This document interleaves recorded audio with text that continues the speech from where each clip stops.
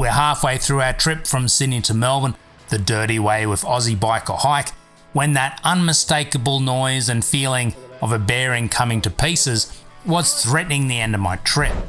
The first 2 days were filled with incredible adventure riding, from Penrith to Goulburn and then on to Jindabyne, where days 3's interesting weather cleared by the time we got to the real parts of the Barry Way.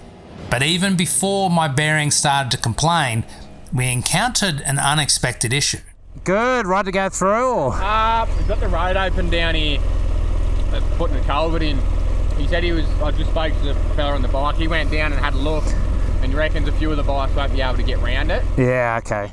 We thought 30 blokes parked up in front of them might have encouraged things to move along a little bit, so they did a quick patch job to allow us to continue on. Alright, let's get to the pub.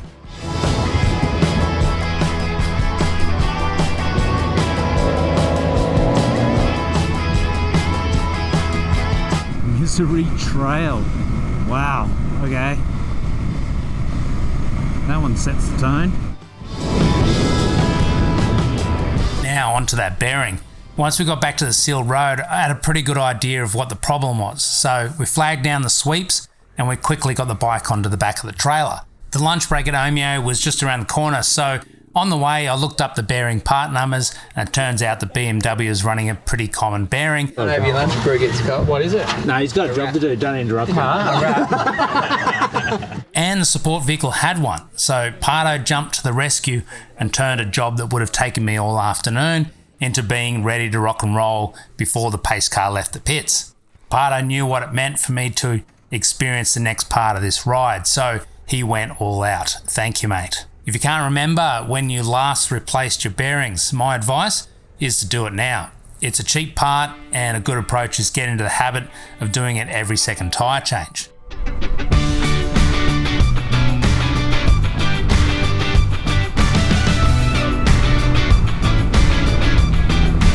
Out of Omeo, we ticked off one of my bucket list items, the Great Alpine Road.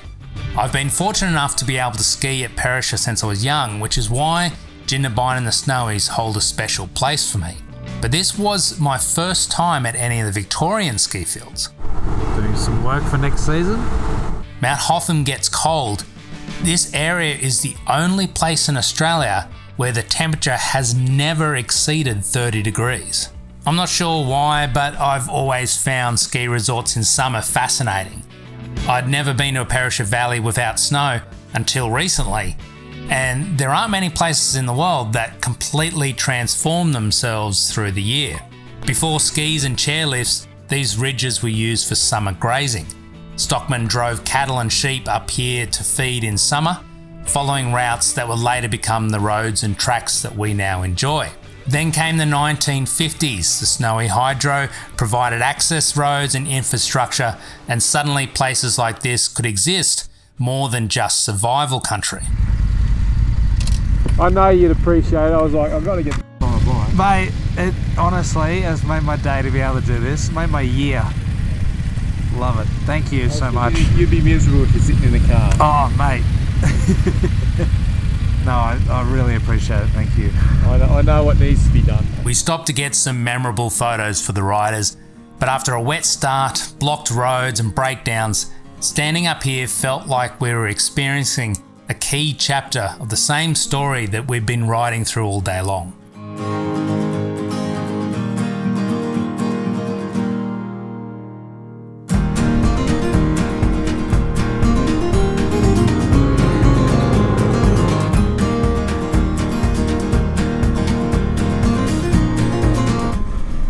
Always wanted to go through that tunnel. Look at that.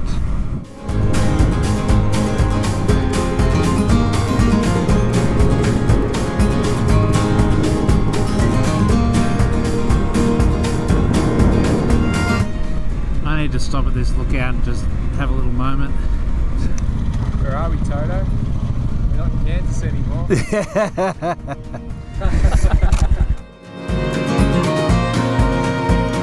This has got to be one of the best days I've ever had on an adventure bike. For all the reasons.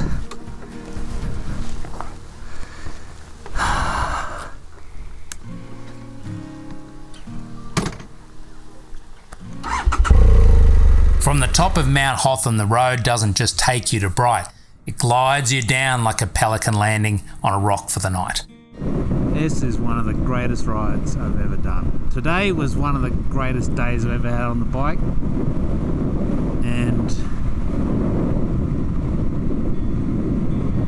this ride is probably the best tour I've ever been on.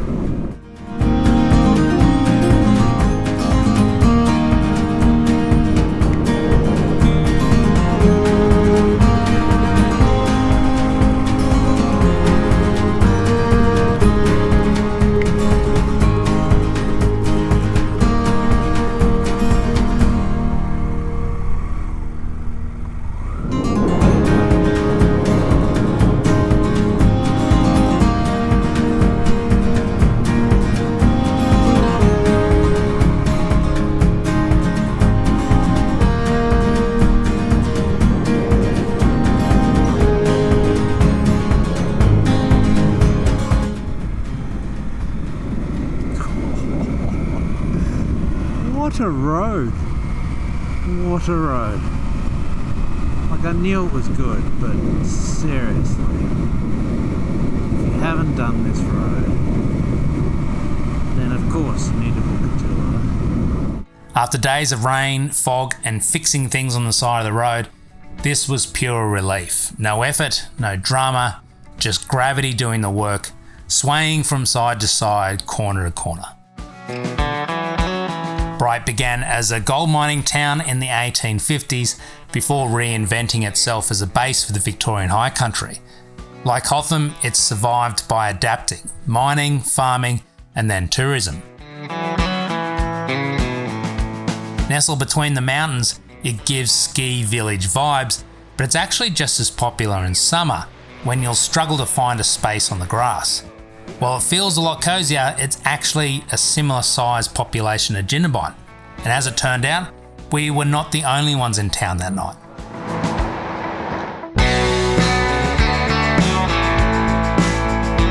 The final day starts without urgency. There's time for an easy breakfast and even time to resolve some minor issues.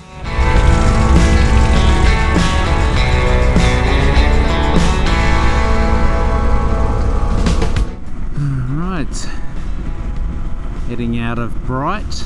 There's a little bit of dirt in this morning's run, but a lot of it is sealed. But this afternoon is mostly dirt till we get closer to Melbourne. Should be a fun day. Today has a simple purpose of getting to the finish line, but there are many treats to discover along the way. An unfamiliar path ahead, we approached it with confidence, gifted from the last 3 days of enjoyable riding. So I took a photo of a blue tree like that on day 2, and I had no idea what it meant. I just thought it was something random. Turns out those blue trees aren't random at all. They're a mental health awareness symbol, most often linked to men's mental health, especially in regional areas. What started out as a fun joke about 10 years ago became a symbol of hope, encouraging open conversations about mental health. And you can learn more about it at their website, bluetreeproject.com.au. Come on, Mark, stop f***ing around.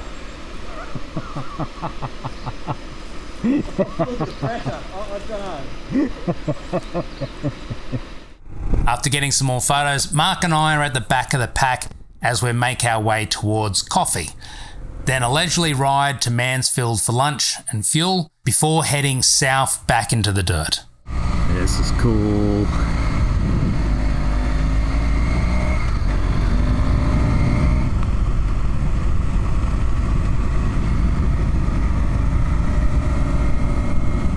Mark and I are at the tail of the pack. Everyone's, we stopped and got some great shots, which means we're behind the support vehicle now. Which means we're kind of on our own whenever we do that. We're probably still out of radio range. So that's where you kind of switch from tour mode to being on your own mode. So a little bit more caution in the riding and also sticking together just in case anything goes wrong. I mean, I particularly am probably a very risk-averse rider compared to some others that are far more talented than I am. And their risk level is probably just as similar. It's just that they're more talented, so they can afford what would be a speed that would be risky for me is not risky for them. Is probably what I'm trying to say. Oh, I've had that one before. That's nice.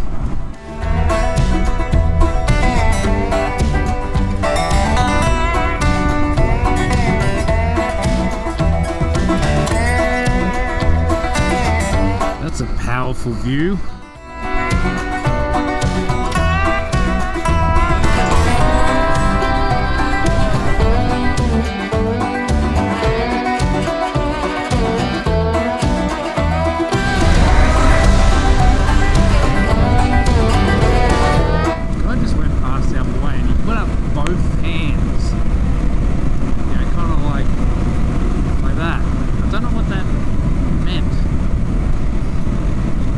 Seen that before? There's a few regular signals that people use, like tapping on the top of the helmet, means that it stops there.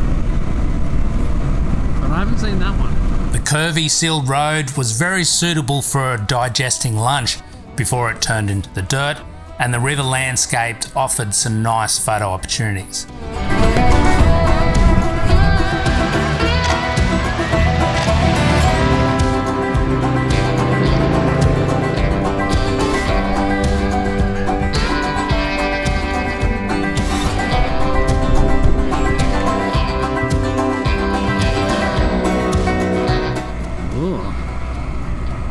Be the peak.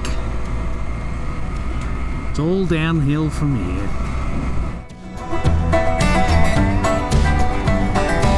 Woods Point began as a reef gold mining town in the 1860s. Extracting gold trapped inside the hard rock required heavy machinery, tunnelling and blasting, and this larger approach therefore required a more established supporting town rather than just tents.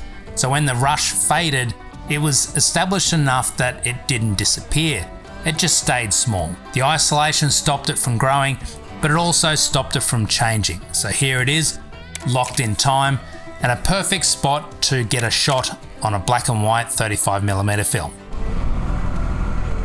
What a cool little town.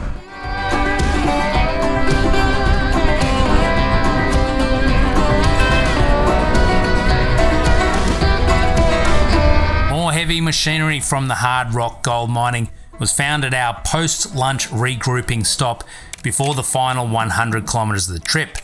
This next section would be a lot of fun, but it also tests the suspension.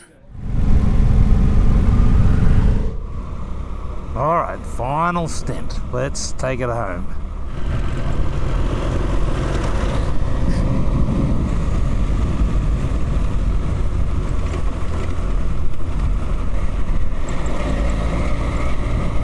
Rocky bits. Just those potholes and rocks. You want to, on the last stint, you don't want to pinch flat or something.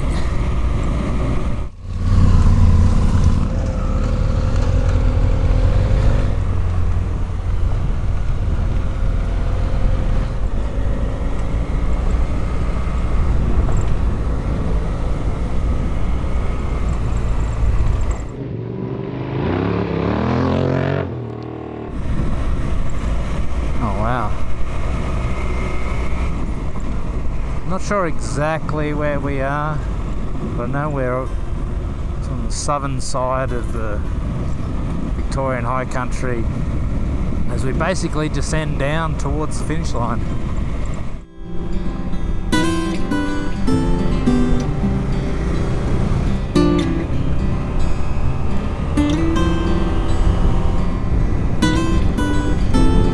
This is Thompson Dam. Built in 1984, it's the largest in Victoria. And since it provides about 60% of Melbourne's water, you could say it's pretty damn important.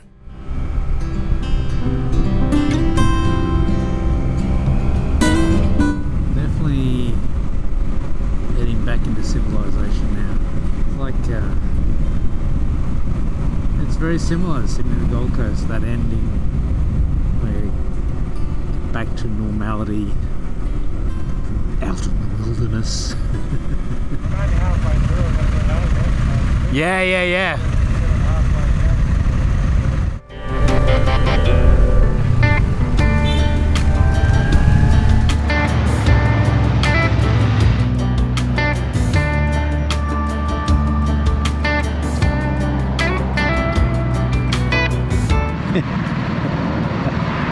After all, just to wait that a little bit longer.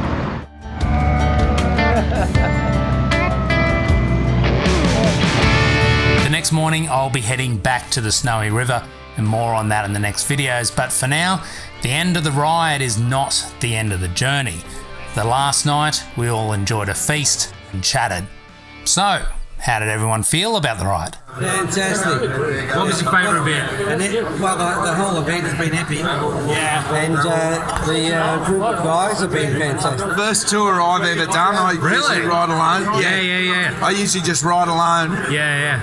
And I've had a fat time.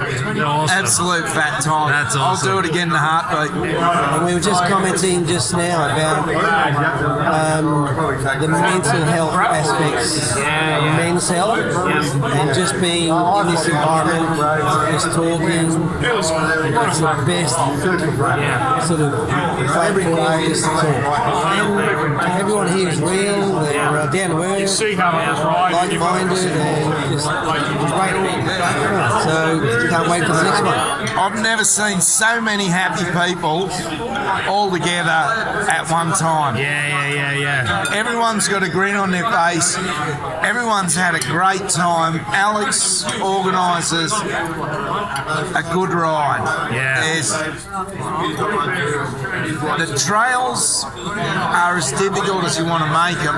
Yep. The faster you go, the harder they are. Yeah. The slower you go, the easier they are.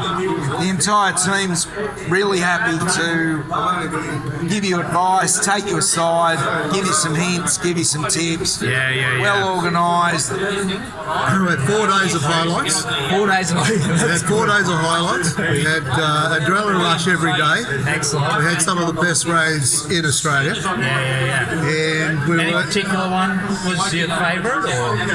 No, I learnt buckets on every day. Yeah. So by the end of the 4 days, I'm a different rider. Yeah, nice. Clearly. Yeah, Clearly. Leaving Jindabyne in the wet. Yeah, right, yeah. That was good. You like Through that? the dirt. I love that. And then Braidwood, after Braidwood, going through that bushland, that was beautiful. And also today. Yeah, Today's after our little break at the hut. Yep. That section there. Yeah. Yeah. Weather was brilliant. Yeah, the weather was great. Yeah. I was actually behind you all. Because I went the wrong way. I came back and had no backtrack. Every day's been awesome, but the Barry Way was like going down the Barry Way next to the river, scenic, beautiful, incredible corners, Snowy River, and just great riding. Yeah. Every day was different. There's different challenges for every day, and it's really enjoyable. Just feeling the levels have changed throughout the days is amazing. Yeah. That's the whole thing about this. Is a variety throughout the whole trip. There's nothing the same. No every day's the same. He's so ready for this. Oh, Bring it on, man. Bring it on. Favourite bit, that's very, very difficult. Today was pretty cool, but I think probably day 2. Day 2. Yeah. Just the conditions and the scenery, I don't know, I was just really, I liked a whole lot of it, I really have, but yeah. A whole lot, good solid pace. That was good, enjoyed it, Off-road, on-road, all that. I'm interested to hear this. I think it was way above what I anticipated really. So Above your expectations. Yeah, it was really, I suppose. Yeah. I loved that whole lot. Just didn't like in typical Victoria where they'd spread the nice crushed stone over top of the gravel, over the gravel roads. Let's just keep you on your toes. And of course my little CB500X runs out of suspension in them mine shaft potholes. Yeah. But loved it all, and I think it was this morning coming into the nice twisty bit of bitumen road. There was super really, that was really good. Yeah. Hi, I'm Vern. I don't know if you've met before. Hi, Vern. Pleased to meet you. Yeah. When you went to Big Marino, so that was the first ever tour you've been on. I have. I was quite narrow-minded with it. To be honest with you. I think say, riding with other guys, people you don't know, I've always found it quite dangerous, to be honest with you. But it's like, no, you can actually put yourself a bit of a deep distance. You don't like the dust, you pull yourself back. And, you find that the fast riders don't go in front, slow riders go to the back, and you do your own thing, really. You have no pressure to do a different pace, you do your Absolutely no pressure at all, and that's what I say to anyone. Favourite bit? You know what my favourite, soon you'll might go back on the trailer. No, that's not it. Going through that crazy little town that we both went to. I think those historical places that we both went to, mate, you go back and get photographs at that little service station. One of my favourite bits of the whole thing is I love those little quirky places here in Australia, and what other way you can find it to go on a tour with Alex Cutler and the Aussie Bike.